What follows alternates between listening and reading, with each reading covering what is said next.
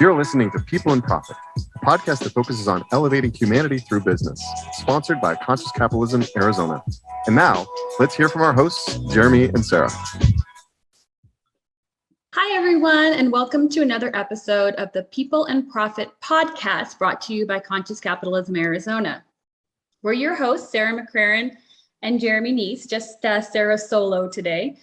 And we're super excited to be talking to Laurel Elders and Kelly Lorenzen about how they are elevating humanity through business in their organizations, Institute for Integrative Intelligence and KLM Consulting, Marketing, and Management. But before we dive into the conversation, we want to share just a minute about conscious capitalism. Free enterprise capitalism has served to lift more people out of poverty than any other socioeconomic system ever conceived, empowering social cooperation, human progress, and elevating humanity. Good business is the answer to many of the global issues mankind is facing, and that is what we're going to dive into on the show today. Conscious capitalism is a global movement with over 30 chapters across the world that is on a mission to recapture the truth that good business is about doing good for all stakeholders, creating a higher purpose for your organization that can benefit everyone. Our Arizona chapter is focused on highlighting the amazing businesses and leaders in our state who are pursuing a higher purpose and consciously creating value for all. If you want to find out more about conscious capitalism and the Arizona chapter, visit ccarizona.org. So on that note, let's jump right into our conversation with Laurel and Kelly. Now, Laurel has over 20 years of combined experience in coaching, training, and directorship roles. She has developed a deep appreciation for the intense personal and organizational demands that successful professionals must meet every day. But today, she's here to tell us there is a better way. Laurel, would you please expand a little and tell us more in your own words, a bit about your backstory and how you became such a strong believer in the power of coaching and one-on-one development? Absolutely. I felt a call years ago to help be a part of the solution. I grew up looking around at the world and I thought, oh my goodness, we're in trouble. We're headed downhill. Things don't look so good. There were all these stressful things going on like pollution and politics, just all of it felt really heavy. And I thought, well, that's it. Humanity, we've reached our peak and now we're headed downhill. And but one day I woke up and I'm a rock climber and I do adventure climbing. And in adventure climbing, you look at a rock and you go, oh, I want to climb that. And you go to climb it. But what happens often is you get to what you think is the summit, and it's the false summit. The true summit is in the distance. And I realized that humanity is at that point. We've only reached half our potential because our approaches have been so linear and single focused that concepts like conscious capitalism are helping us expand into success in all areas, which to me is the true summit.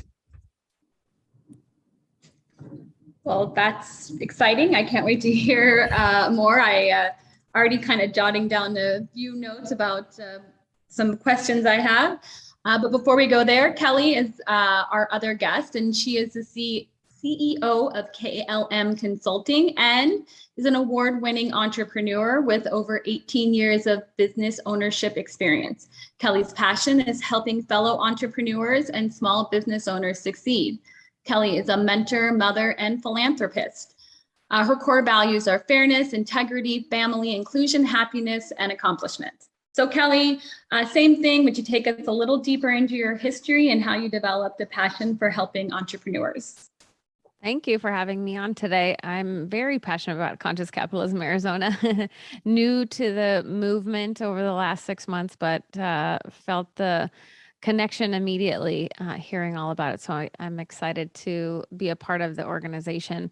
I've been an entrepreneur 18, 19 years, grew up in an entrepreneur family, and always saw the struggle of small business and decided that I wanted to give them a fighting chance in the world by offering everything that I learned over the 18 years of being a business owner to those who don't necessarily have the capacity to do it themselves or knowledge or know-how. So went to school for entrepreneurship, communications and small business, and got out of college and went right into owning a real estate practice, and then helped family business, medical practice, and then a fulfillment house and retail shop and e-commerce, and then decided, okay, with all of that, what am I going to do next? And decided to put all that together and help entrepreneurs and small businesses grow and build and sustain. So from what I understand, both of you definitely, you have a passion for problem solving and helping, small businesses and entrepreneurs. And you're also both business owners yourself. So starting with you, Laurel, can you just tell us more about your perspectives on business ownership, both as someone who's helping business owners and then, of course, as a business owner yourself? Absolutely. It's, I would say I've owned a few businesses and I come from a family of entrepreneurs. And I've noticed that it can be a challenge. It can absolutely be a challenge to get started and have faith that things are going to work out. And especially being that there's many well-established companies already out there. So I have a special place in my heart for startups in particular and people that are making a difference, using business to make a difference. Yeah. So, I agree with you. I mean, I also have experience with entrepreneurship and have owned a few, and currently own a couple of businesses. So and Kelly, you can jump in, wherever it feels right for you as well. But the challenge of getting started, can we talk a little bit more about that? Go ahead, Laurel. I did it the hard way. I often tell people, if you're going to start a business, don't do it the way I did it. I quit my job after being so frustrated with, I was getting burnt out. I was a single mom at the time, and I just had faith that I was going to grow my business. And so, making that leap and just making it work, I think was, definitely, it was a leap of faith for sure. And it worked out. Yeah. And then the other thing, and then Kelly, jump in right after this, but, you mentioned, a passion for startups and recognizing that, you're starting something new and you have the extra challenge of, I say competing, but I'm using air quotes for competing because, I think, we all have the right people for us and we're not always, competing with established businesses. So what would you say is sort of the secret, or at least something very, very important to consider for those startups, recognizing they're entering into an existing market if they are? For me, it's answering the question, what is calling you?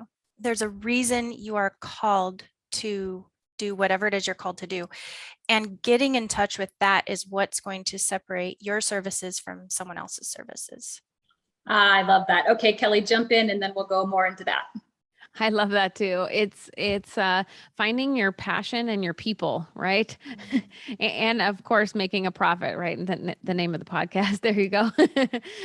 But finding your passion and then connecting with the people that you serve the best.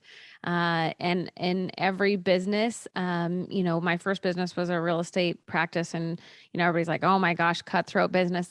It never felt like that for me, because I always was drawn to, and people were drawn to me that fit perfectly for our clients, and customer service, obviously priority for me in any business. And so that kind of sets you apart.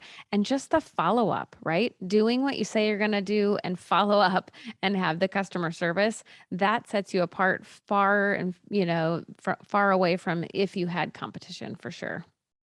Yeah, I think you both described why I put competition in air quotes, because I completely agree with you. I think there's, yes, there are people out there who are doing in the same market, I guess, so to speak, or maybe even offering similar services, but there certainly is the right connection and the clients who are out there with you. And I also generally have more of an abundance perspective. And it's like, oh, there's plenty, so we're not having to beat everyone. We just have to, I think Kelly, maybe you said it, or Laurel, maybe you said it, but we just have to connect and find the right people.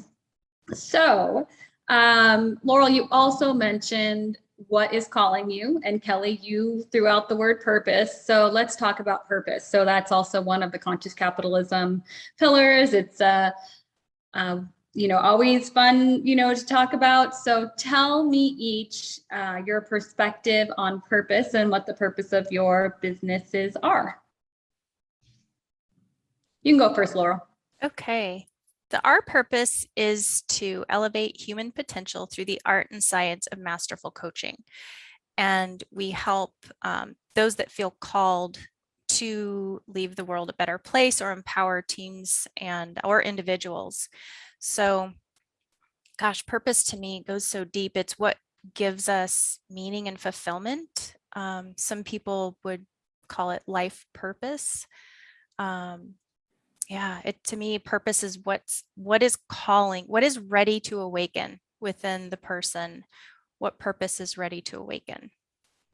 What purpose is ready to awaken? And, I think that, is it fair to say that with your business, it's almost like there's a double layer of purpose, because in some way you're training, people who are also sort of out there trying to instill or develop, or help others find their purpose. So it's kind of that double layer. Would you say that's true? Yeah, I hadn't thought about it like that, but yes. All right, Kelly, let's talk about purpose for KLM.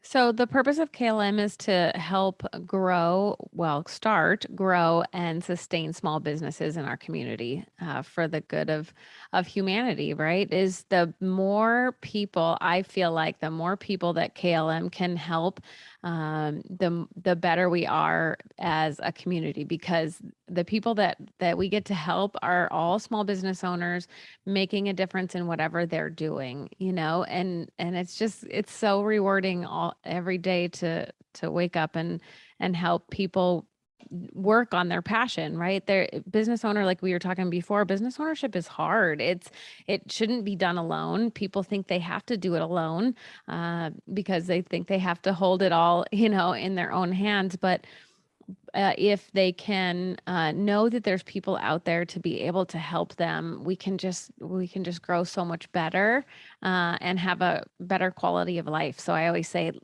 do what you're good at and outsource everything else. So that's basically our purpose. But when you talk about higher purpose, for personally, it was raising good humans for me, and still is, with my children. And then combining that with, making sure small businesses grow and sustain in our community. And then having conscious capitalism be a part of my world now. It's such a well-rounded, higher purpose. I feel like I'm very fulfilled at the moment. That's good. So, I can imagine that, there were like so many things that went off. So I got to get myself organized and say, what I want to talk about next first. So, you made the statement, and I'm sure this, also sent off, bells with Laurel, that do what you're good at, or, what you have the greatest passion for, and, sub out everything else. Right. So that is, I really love that perspective, because, we just can't be good at everything. And Laurel, I think this is probably going to tie into, and we'll get to this a little bit later. I know you have some insights on consultants and coaches through COVID. And I think that in a way it's going to align with this as well. But, tell me, and Kelly, actually, I think that this is going to help me with two things I wanted to ask you about, because you talked specifically about helping people start companies, right? So not just grow companies, start companies. And so I wanted to hear a little bit more about how someone is working with you on starting something new, And how does that align or maybe conflict with, because you think about a startup and you feel like you have to do everything, right? But then you have this message of, do what you're good at and farm out everything else. So do those work together, or could you help me out a little there? Absolutely. I love examples. So I'll give you a few examples. One is I've had clients who are in a 9 to 5, they call it. They're in a 9 to 5 job, and they really are not happy where they're at. And they have this pull, as Laurel called it, right? Something that's pulling them to do this thing. But there's no way that they can fit that in, right, to their world, but they can't let it go either. So I've helped a lot of people who have a quote unquote day job where I will create the business for them, and then get them on their feet, and then they start to pull it, put it in after hours and on weekends, and then when we can build up enough, income, then they transfer from their 9 to 5 to the full time of their new passion. So that's one example is being able to that. So calling it outsourcing is whatever that means to that person, right? And that's why I started the business, because I was always trying to find in those other businesses, I need somebody that can just do this one project. I need somebody who knows marketing really well. I need somebody who knows, how to pull this new line of business into, right? And I couldn't ever find that one person. I was always outsourcing to a million different people. So I was like, I'm just going to make a business where I do all of that for everybody, for all small businesses, so they can come to one place. So whether it's outsourcing my brain to them, right? So I can be just the consultant, and I can say, okay, brain dump it to, we call them brain dump sessions. Tell me everything that you're excited about, what you're working on, what hasn't worked, what is working, and then I can fill in the holes for them. So that's really exciting too, is whether they're borrowing my brain or they're outsourcing their marketing, or they have a brand new business that they just don't have time to start. I kind of fill in wherever needed. Well, that's a very interesting and unique niche. I'm not sure that I've ever met, so I mean, doesn't mean that there aren't other people out there. I've ever met someone that helps someone specifically transition from their 9 to 5 into their own business. And I think that's pretty awesome, because that a lot of the legal stuff and some of the foundational things that probably has become pretty routine and fairly simple and systematized for you can be like overwhelming, like to the point of non-starters, right? So that's pretty cool. So Laurel, tell us a little bit more about the Institute for Integrative Intelligence. And so are you working more with established entrepreneurs and businesses, or do you also align with Kelly with some of the startups, or who are you helping primarily? The majority of our student base is either leaders that want to foster more of a coaching culture in their organization, or managers that want to adapt more of a coach-like presence with their employees, or with their team. We also have consultants that also, they want to add that coaching component to the consulting work that they do. Realtor, team leads, just a large variety of professionals that see coaching as a way to really up-level their impact on what they're doing. So that takes many different forms. Some of them go into full-time coaching as a coach, and others just add the skill sets into whatever they're already doing.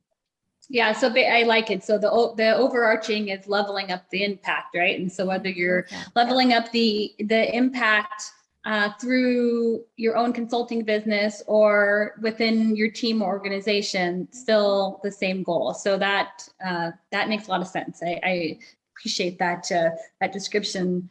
I was wondering also, although I think I lost my train of thought there, but I'm like, there's something you said I wanted to expand on. It was okay, I'm just going to move on. So Laurel, so I tripped myself up. I'm sorry. I wanted you to give us a little bit more information on the learning that you took away from, COVID and coaching. So I think you said, I saw somewhere that maybe there were 3 key takeaways, and it's specifically about, I think it ties into sort of your story at the beginning where you were talking about, you got into this because you were questioning, if mankind, had a path forward, and, were we, at the false summit, or were we at a cliff and about ready to drop off, right? And so I feel like those 3 learnings that you have tie really nicely into this, because it's saying, how is mankind evolving, and how has the COVID experience maybe expedited that? Yeah, it's such a good exploration, because, well, one thing that I just observed is that during COVID uncloaked our ability to understand our full capacity to pivot. Because before, I think there were a lot of companies or leaders that just felt like, oh no, we can't do that. That's too big. And I think we've all had the experience of being at a job, and then the manager or leader comes and says, we're changing everything, and everybody goes, no, and you grumble, but then it works. And I think COVID really showed us that we can pivot. We did pivot. And if we raise the bar on what we're considering success, so if we consider success in all areas, the positive impact on the environment, or at least not a negative one, employees are happy, the customers are well taken care of, all the stakeholders' successes. If we raise the bar, I think we can do it. And I don't think it's a matter of intelligence, because we're definitely intelligent enough. I think it's just a matter of perspective, and getting a bigger perspective, which is what conscious capitalism is all about. The other, one of the things I believe I saw was I talked about agility, and how COVID really forced us to, unstick ourselves a little bit. It was kind of like what you were just saying with the, oh no, everything's changing, but heck, it all works out. And I think that ties right into the agility. And Kelly, this might be a good place for you to jump in as well, because I also think that ties really nicely with do the things that you love, and then use, your network of people to do everything else, because doesn't that make you more agile and also free you up to, pivot as you see opportunities? Yeah, I loved last year for, obviously it was a terrible year for a lot of people, but I felt pushed to be the positive light and the positive influence for people, of constantly like, where's the silver lining, right? Okay, yes, this is happening, but what's the silver lining? Okay, we have more time because we're not running around. So we had more ability to help more people, which was really great for us, because they could see the chaos, we could see the chaos, but then, okay, let's work through this, and how do we pivot? And there was so many cool new things that came out of that. And like Laurel said, the capacity of being able to shift and move around. I say shivit was my word last year. To move around. And I saw so many people do it. And I think now they're talking about, employees leaving and moving, because they're looking for that, right? They're looking for that new normal. They're looking for the better way to do things. They're looking for the doing good in business, right? I think it uncloaked a lot of things last year for sure. Any thoughts, Laurel? Completely agree. Yeah, it's neat to see the capacities just be so front and center. And I'm not saying it was always, it's always easy to pivot, but it is doable. So I'm excited to see what comes of this, especially with the people, like Kelly said, that are looking for that better way. Kelly, I also love the way you said that you turned during all the COVID stuff, you kind of had a personal mission to help people maintain perspective, find the silver lining. And, Laurel, clearly you did the same thing, since you had these, key insights of what COVID taught us, and being, being more agile and less resistant, and, more accepting of change. So I thought that was, kind of cool. It's like you took on like another aspect to your own purpose there, and, helping, silver lining, there's more, or silver lining, or how about false summit, right? Kind of the same thing. There's more. So the other thing from before that I wanted to ask you both about was, are we seeing a bit more, in your opinions, a crossover between personal and professional development, where they're not, I think they used to be pretty distinct. So professional development and honing up your technical skills has been, sort of on the radar for, in business for a while, right? And then on the other side, we've got all the self-help and, personal development. But I don't know, especially talking to both of you guys today, I was just thinking about how they're the same. And Laurel, especially when I think about leveling up impact, whether you're for your own business or, for the organization you operate in, doesn't that, I mean, am I off? You see what I'm saying? What do you think? Absolutely. So in the coaching world, we say any business coaching or leadership coaching after session 3 is all life coaching, because everything is so interconnected. How they, there's that saying, how we do one thing can be how we do everything. So development, what we've also found is development in one area positively impacts the development in all these other areas. Oh, I totally agree with you. Yeah, and Kelly, maybe you can give us some examples on how that's come out in working with your own clients. Well, especially in the last year, I think I have chills right now just thinking about the work doing through Conscious Capitalism, Arizona, and doing Laurel and I have been doing the Insight to Action workshops and working through our values, our culture, who are our stakeholders and how are we helping them? How are we interacting with them? And leadership, and how are we showing up? It has made me, going through all those has obviously up-leveled my business, but it, on purpose, right? But it also has made me stand back and go, okay, how am I showing up in my family? How am I showing up as a parent? It makes you, like Laurel said, if you're up leveling one side, it helps the other. So when somebody's really succeeding in business, it trickles down or trickles over to their personal life, right? If they're really having a hard time in personal life, it sometimes, and most of the time, can trickle over into their professional life. So I think anything you're going to learn, you should probably think about learning it for both, right? For learning it for business and for personal. I'm constantly using examples from those workshops and any other time I've done personal professional development. I've used the examples in both in my business and at home at the dinner table.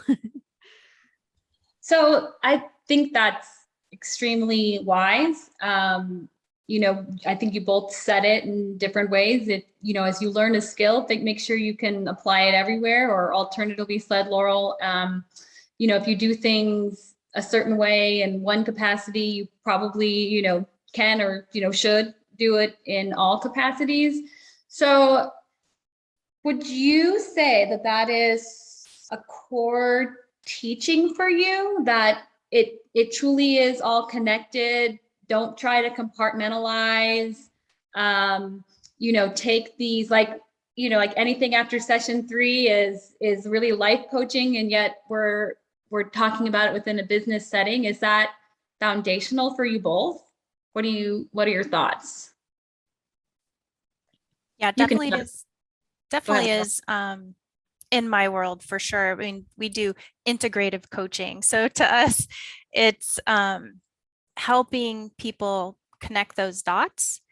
And what I think is really fascinating about the integrative perspective too is that, like, going back to Descartes was a philosopher. He broke everything down so that we could understand things separately.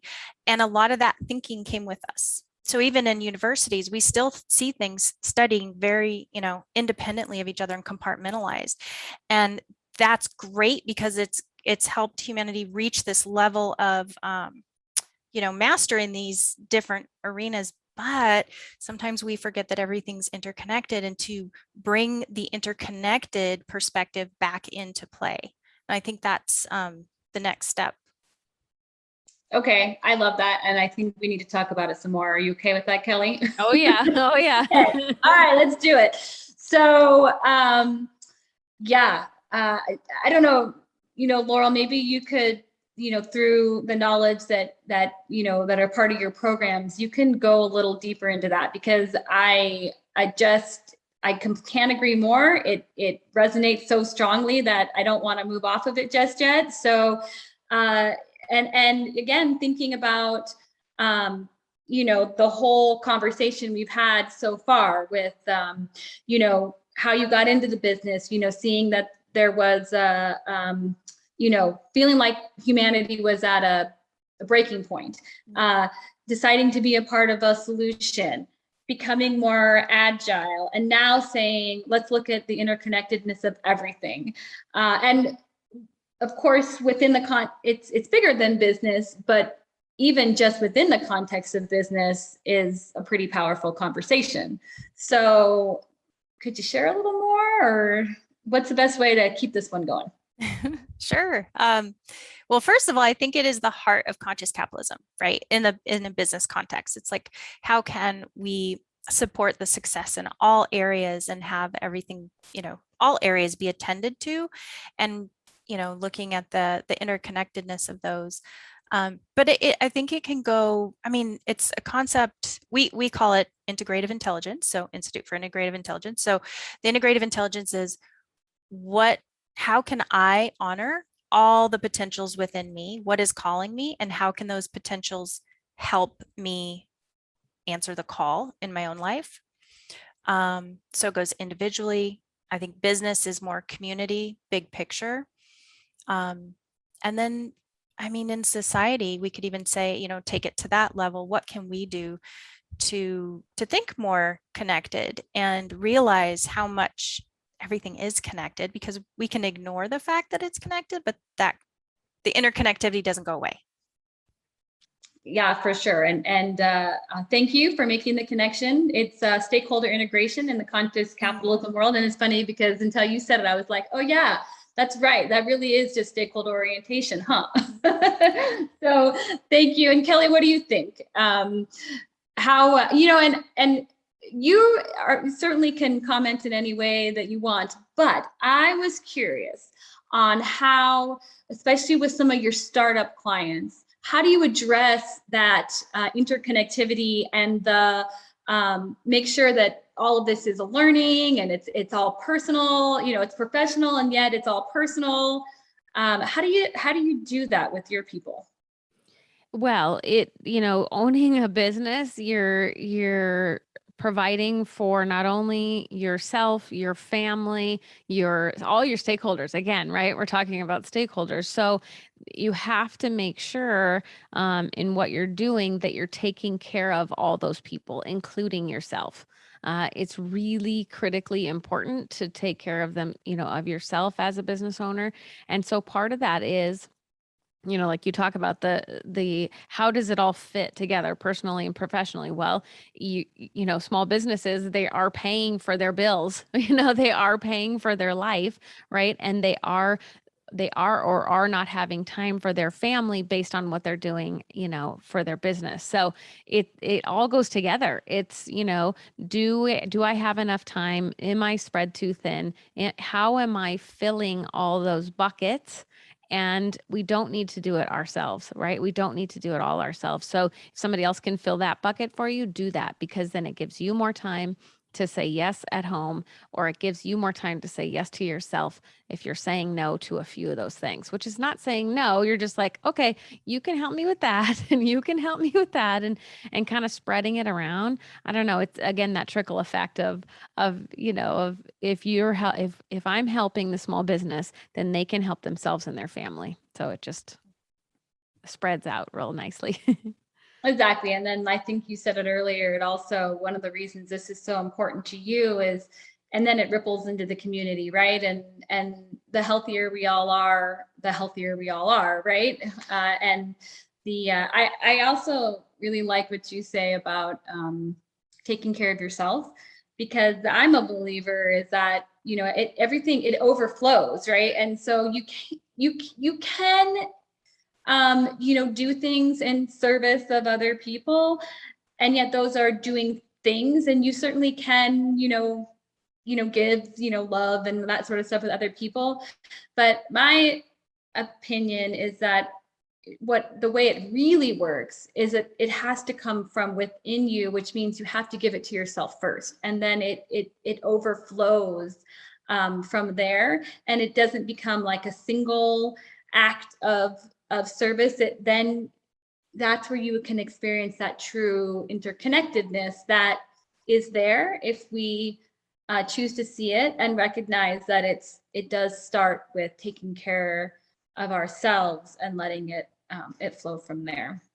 And Laurel, the other thing that you said earlier that I think gave me a literal oxytocin boost, and where I was like, I'm like, oh, that was so awesome. When you talked about, and I'm probably going to say it wrong now, but helping the students identify all of their possibilities. And Kelly, I think you said the same thing when you were thinking about all the things that are within your life, because I'm guessing, Laurel, all those possibilities, it's not just business, right? It's not just, maybe what brought them there, but it truly is all of the possibilities that are inside of them, so that they can identify and follow, I think, their calling is some of your words. So you got some more to say about that? See if I can get any more. Yeah, absolutely. So we call it, so the 8 domains of human potential. We have these potentials within us that we can develop if we choose to. And so understanding the integrated nature of the human being, like all of our capacities. So emotional intelligence, relational, somatic, cognitive, spiritual, integrational, motivational, energetic, like what kind of energy are we bringing into things? Are we aware of our impact, and what is our motivation in life? So all of these potentials can be developed, and we tend to gravitate, just generalizing, towards more of the cognitive in our society. So to really help people look at their full capacity gives them access to do more with their life. And what I mean by that is we teach that we actually don't create possibilities. Possibilities already exist.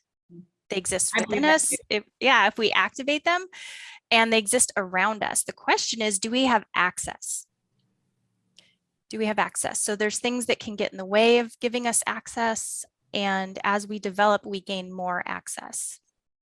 I assume it means access means you're just not aware of the possibilities, and you haven't had somebody push you or teach you or help you through those possibilities. Is that what you mean? That awareness, but also our habits. So for example, if I have a blind spot I'm not aware of, and let's say I'm showing up to work and I'm reactive, but I haven't learned how to develop out of my reactivity, what are the odds I'm going to get promoted? It's possible, but what is the probability? It's lower. But when I start self-reflecting and bringing, developing these different aspects of myself, I can become more responsive. Now I'm showing up at work, and if something triggers me, I take a step back and I can respond. Then what are the odds I get the promotion? Well, the probability can go way up. Oh, I love that. Me too. I love so the probability factor, and that's where we can have a lot of influence. The other thing that I love is where you said all of the possibilities are there, and the blockers are, we just don't see them for whatever reason. Like you say, habits. It's like they're there, but we just miss them. And I think that that's both within us and outside of us. So, and they're probably the same thing, both in and out. But, we have all those possibilities out there. it's just but we are unable to act or move in that direction if we're blinded, blind spot or habit or all the different things that you were saying. And the other thing that you said, when you're describing these, the possibilities and, the 8 areas or whatever, it made me think of like how the micro is just a reflection of the macro or vice versa, right? And so now we're talking about all these possibilities and this and the way that all of these intelligences or whatever are interconnected within us. And now let's take that and say, okay, that's the exact same outside of us, right? And that was that, recognizing the interconnectedness of everything. So I just think it's so interesting, and that we have these, you have your students, they recognize that they can see it within them, and then they can reflect it out from there. Does that seem right? Yeah. And one of the premises in coaching is that our clients, all people, are whole and complete as they are, which seems counterintuitive because we don't always react whole and complete, and we don't always feel whole and complete. But there's a part of us that has all the parts. There's a part of us that is already integrated, but we've come into life and, life gets hard. So then we get false beliefs packed on top of us, and we get defense mechanisms packed on top. And before we know it, we can feel fragmented. And so just, I think there's such wisdom in recognizing there is a wholeness within people and, speaking to that. I love that. Even clearing, I have a lot of clients who are trauma practitioners, and clearing that trauma, to be able to go, oh my gosh, like not having those triggers, right? To when you come into work and having the coaching. I think we all do better working together. So I'm constantly like, who can work with who? I'm the facilitator and the connector, right? I'm always figuring out how we can help each other better and how we can take those blinders off. And I love that's part of your teaching. If everybody could go through your courses, right? Even if they didn't want to be, can anybody go through your courses even if they don't want to be a coach? We actually do have some students that just take it for the self-development part. Yeah. Yeah, that would be huge for people just to have that conscious awareness. When I went through, I've been to a ton of, trauma healing and counseling over the years and everything you can think of, right? Self-development, professional development. And the more you work on yourself, the clearer you become about your purpose, about how to help others, about what, all your possibilities are. And so then it's like, ooh, and so it's easier to help other people, the more you learn, you're like, oh, now I can tell this person this, and now I can help this person with this. I love Yeah. that. So now it sounds like we're talking mindfulness. At least that's a term that seems, it's a term that seems familiar to me anyway, to describe what we're talking about. And of course it could be described in different ways, but when you were saying habits and habits getting in the way of seeing the possibilities, I think that maybe was similar to what Kelly, was saying, where we have these automatic responses, and this is where, the organ of our brain really gets in the way of, I would probably say, you can tell me what you think, both of you, but Laurel, how much do you think like the organ of the brain gets in the way of seeing all of our possibilities, or at least 8 possibilities? Oh, such a deep question. So that can correlate to our level of awareness, how self-aware we are. So what we see in coaching is as self-awareness goes up, increases, so does our capacity to respond.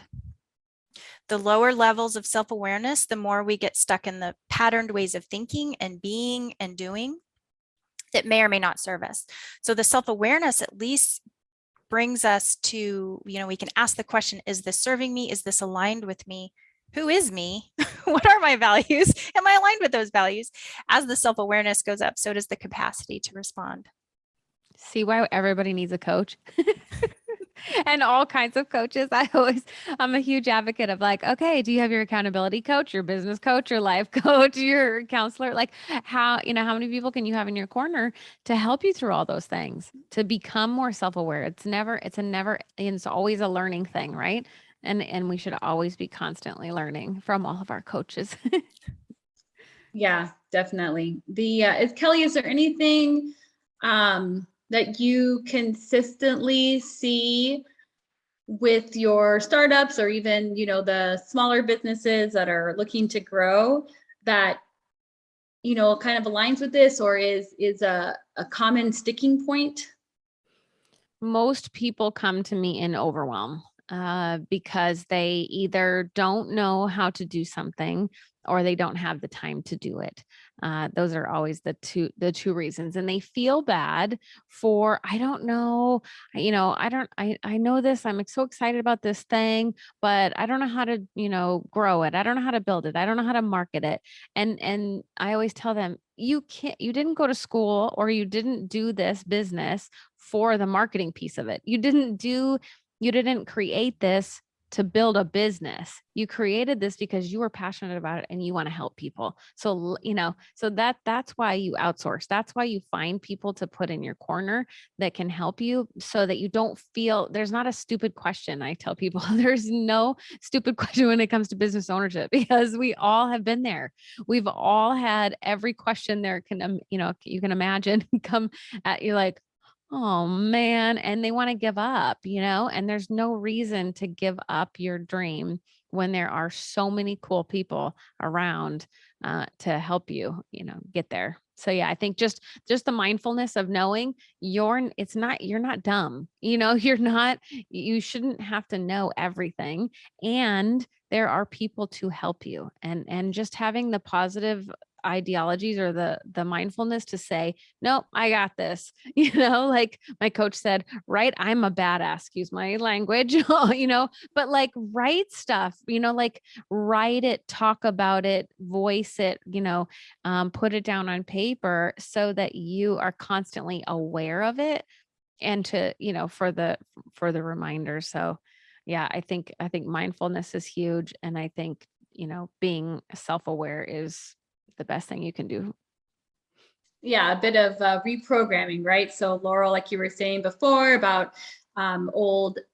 breaking old habits and how the habits really diminish the ability to see the possibilities.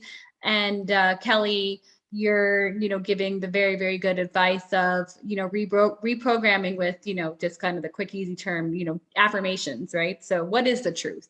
I've got some of these false beliefs that are on repeat, automatically going through my head, the habits that you're talking about. How do I change those? So that's some pretty powerful foundational advice for anyone that's starting up. So, okay, so I have a little bit of a topic change, and since you guys brought it up, I'm going to go there. So you both are participating in a conscious capitalism program, Insight to Action, right? And would you be willing to just tell a little bit more about your experience in that program? Absolutely. So for me, it's bringing the concepts to life. So there's a focal point, and then there are commitments that we make to implement and bring whatever the focal points are into action. So it's been really helpful to look at, okay, so in business, where's the stuck point, and then where's the opportunities, and how can I have that conscious lens as I make choices? It's a pretty good takeaway. Kelly, what thoughts do you have? I always say I am always practicing what I preach, except for writing stuff down. I have always been a conscious business owner. I have always had values that I stick to. I, have a higher purpose, all these things. But these programs through Conscious Capitalism Arizona has forced me in a good way to write down my values, who are my stakeholders, what is my higher purpose for KLM, what are our values, what's our culture statement we're working on at the moment, so that we can be held accountable. If we have it out there, I can now be held accountable because it's on my website. I've asked my employee, my team, my clients, my referral partners. I've now asked everybody in my circle about these things, and have written them down and put on my website. So it's just another way to be held accountable for what I say I do. And I get to surround myself with really cool, conscious business leaders that think the same as I do, that we want to help people, that we want to, use business as a force for good. It's just really important.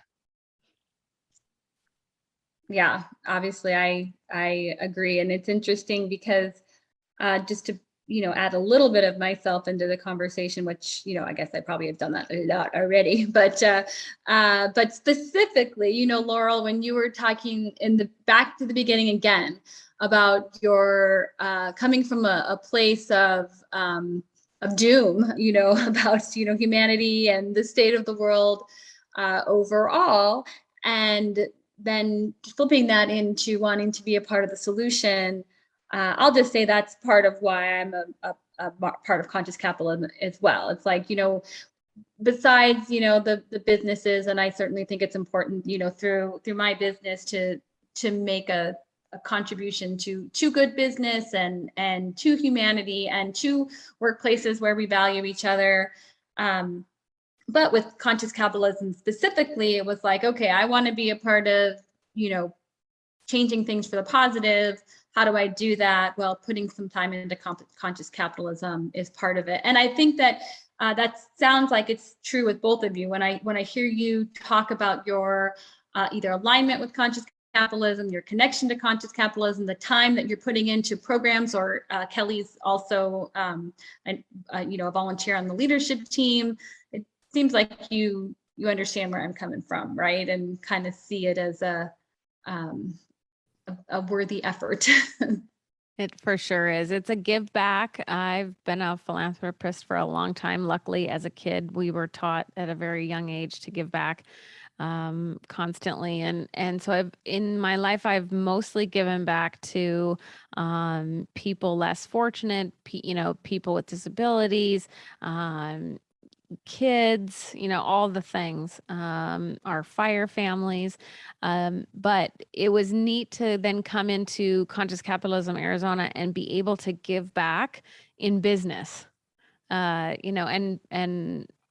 it's just a different way of giving back, but it's equally as important, because the more we talk about doing good business, I don't know, in the last 6 months of being part of Conscious Capitalism, it's that. And of course, just having amazing clients, I feel this overwhelmingly sense of joy that this world is getting better.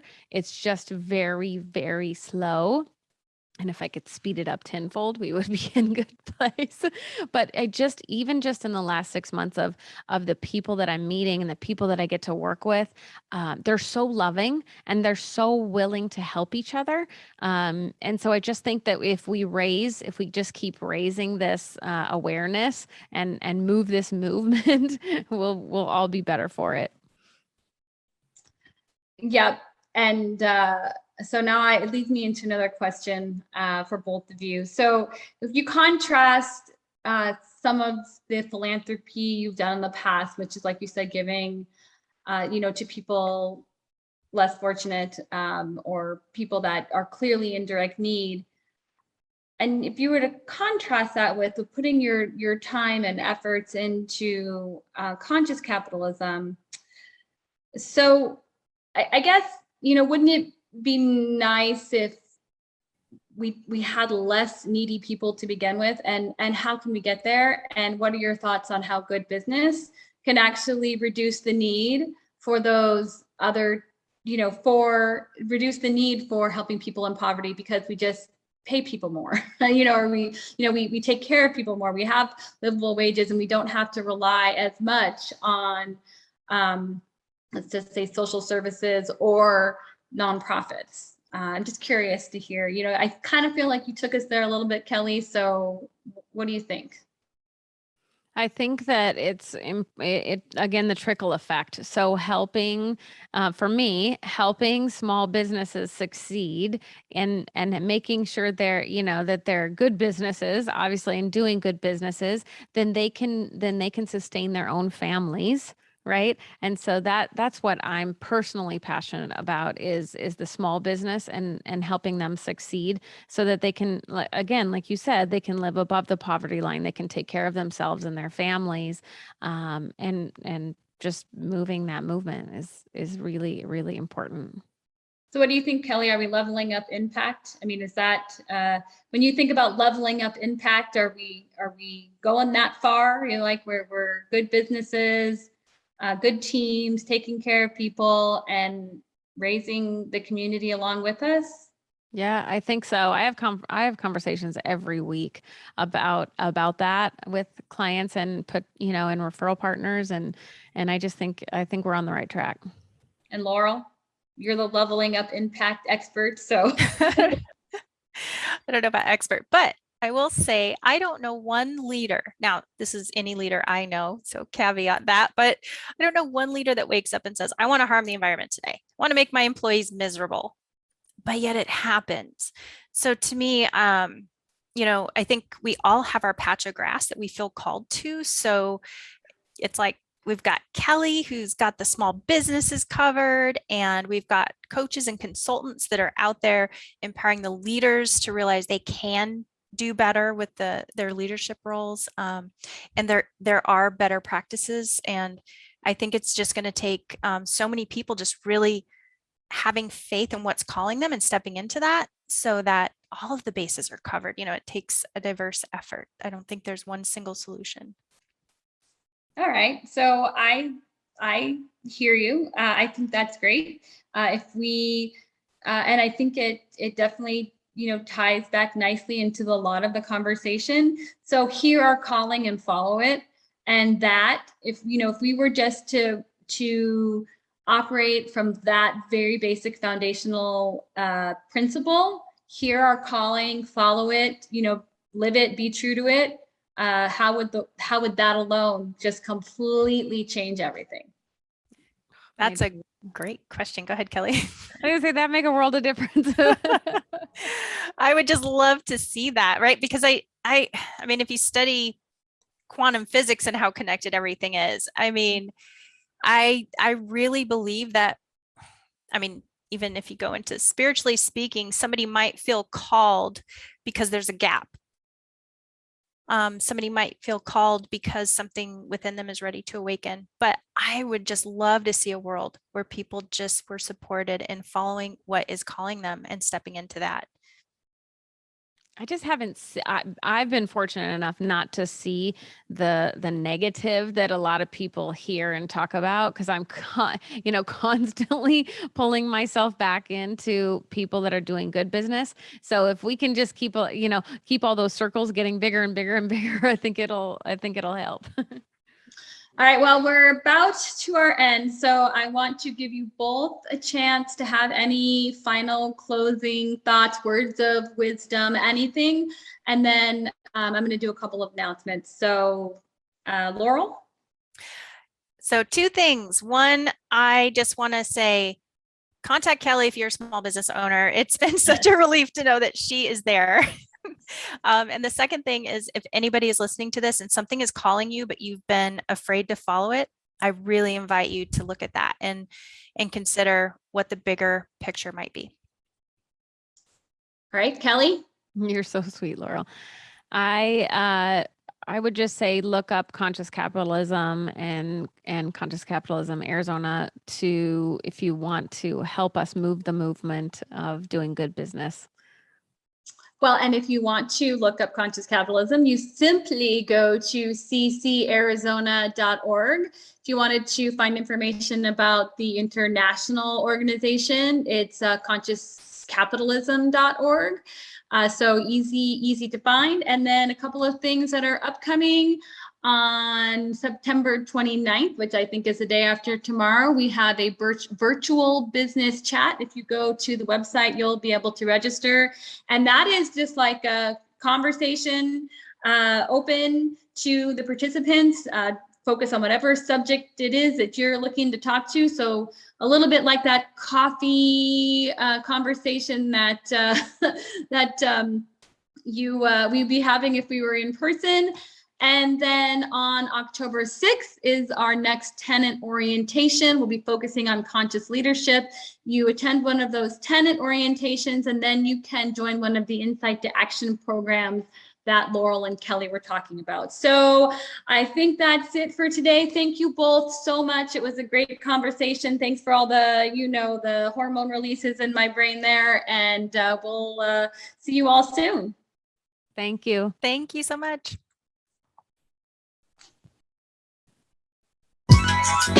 Thank you for listening to People in Profit, where we showcase the businesses that are elevating humanity through their work, right here in Arizona. Learn more about us at ccarizona.org.